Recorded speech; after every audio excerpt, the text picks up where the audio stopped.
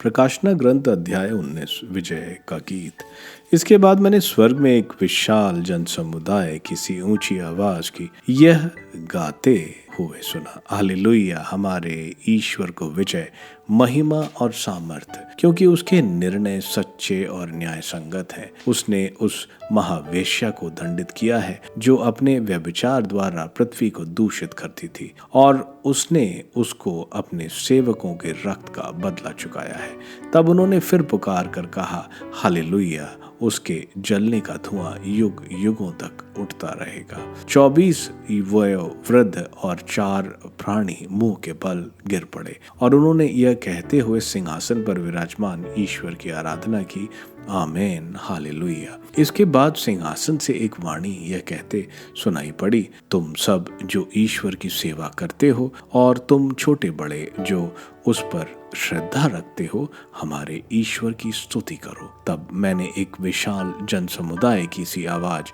समुद्रों की लहरें और गरजते हुए बादलों की सी आवाज को यह कहते हुए सुना, हालेलुया, हमारे सर्वशक्तिमान प्रभु ईश्वर ने राज्याधिकार ग्रहण किया है। हम उल्लासित होकर आनंद मनाएं और ईश्वर की महिमा गाएं, क्योंकि मेमने के विवाहोत्सव का समय आ गया है। उसकी दुल्हन अपना श्रृंगार कर चुकी है और स्वच्छ उज्जवल मलमल के वस्त्र से सुसज्जित है।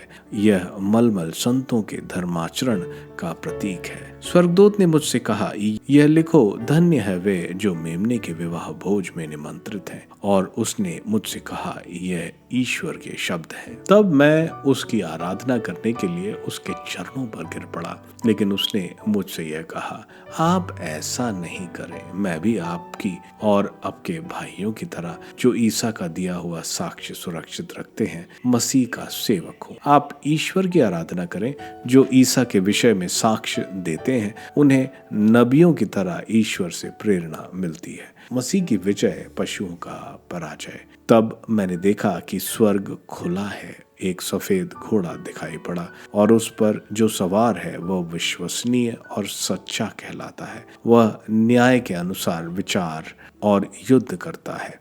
उसकी आंखें अग्नि की तरह धधकती हैं और उसके सिर पर बहुत से मुकुट हैं। उसके सिर पर एक नाम अंकित है जिसे उसके अतिरिक्त और कोई नहीं जानता।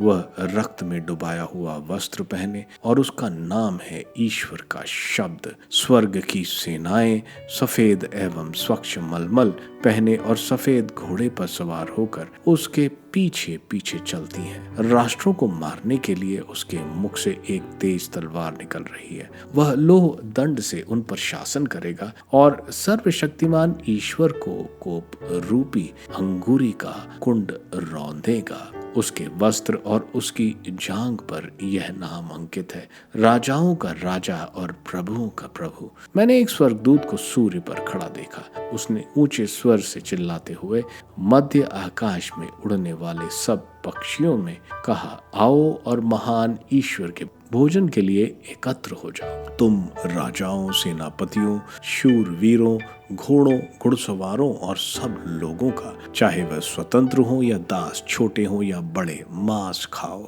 तब मैंने पशु और पृथ्वी के राजाओं को देखा, और उन सेनाओं को भी जो घुड़सवार और उसकी सेना से युद्ध करने के लिए एकत्र की गई थी। पशु बंदी बनाया गया, और उसके साथ वो झूठा नबी भी, जिसने ईश्वर के विरुद्ध में चमत्कार दिखा कर उन लोगों को बहकाया था जिन्होंने पशु की छाप ग्रहण की थी और उसकी प्रतिमा की आराधना की थी। वे दोनों जीवित ही धधकते गंधक के अग्निकुंड में डाल दिए गए। शेष लोग घुड़सवार के मुख से निकलने वाली तलवार से मारे गए, और सभी पक्षी उनका मांस खाकर तृप्त हो गए।